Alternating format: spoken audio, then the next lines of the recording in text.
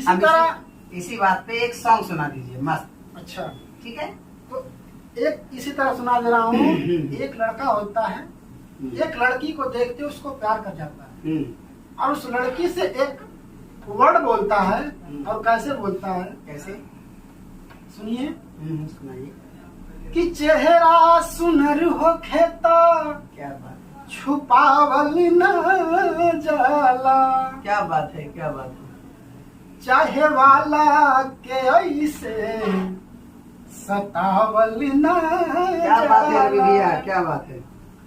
चेहरा सुनर हो खेता छुपावल न जाला, चाहे वाला के ऐसे सतावल न क्या बात है, जाला। क्या बात है, क्या बात है।